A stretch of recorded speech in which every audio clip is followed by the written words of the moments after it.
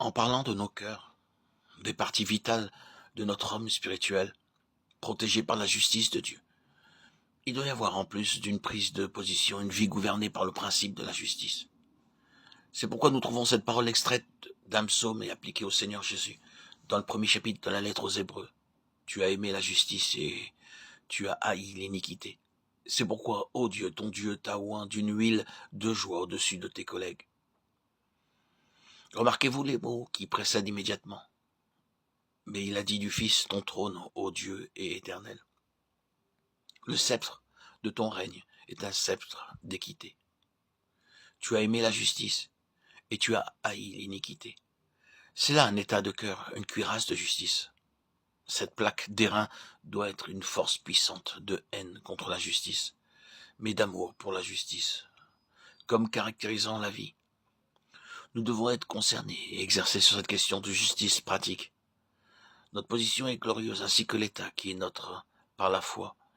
Mais celui qui fut le juste fut gouverné par de justes intérêts tout au long de sa vie. Et de lui il fut dit, tu as aimé la justice.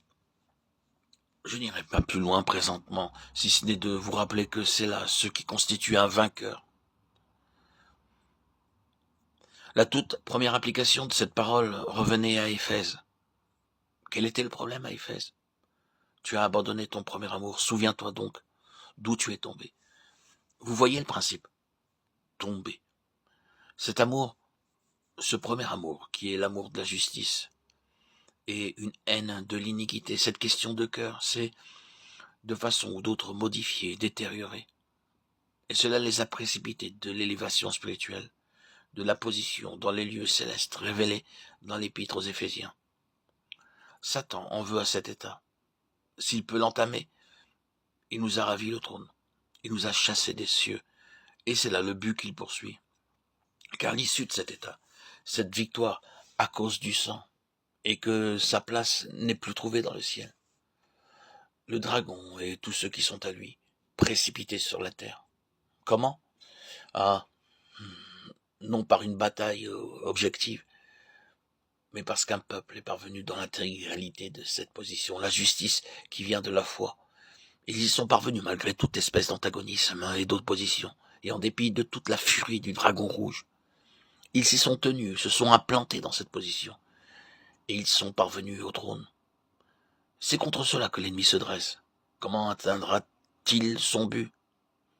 Eh bien, il déplacera la valeur du sang.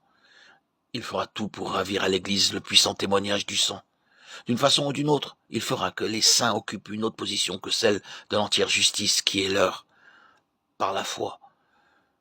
Que le Seigneur nous sauve alors au jour de la furie du dragon et nous maintienne dans cette position. Ce n'est pas quelque chose qui tient du roman. Il va nous trouver dans nos endroits secrets, il va nous surprendre quand nous sommes seuls. Il va nous dépister quand nous sommes fatigués, épuisés, quand nous ne sommes pas bien, quand les choses nous découragent. L'ennemi produira toutes sortes d'images, les présentera et dira, tu vois ceci ou cela et encore cela, et nous découragera et puis dira, eh bien vois-tu, tu as tort. Alors, nous nous mettons à dire, eh bien, il doit en être ainsi, nous devons être dans l'erreur, ou autrement, ceci ne serait pas. Il œuvre si subtilement, avec tant de cruauté. Le dragon piétine le faible, sans aucune pitié. La cruauté du dragon. Oh, avoir cette foi vitale, la foi du Fils de Dieu, que le Seigneur nous garde fidèles.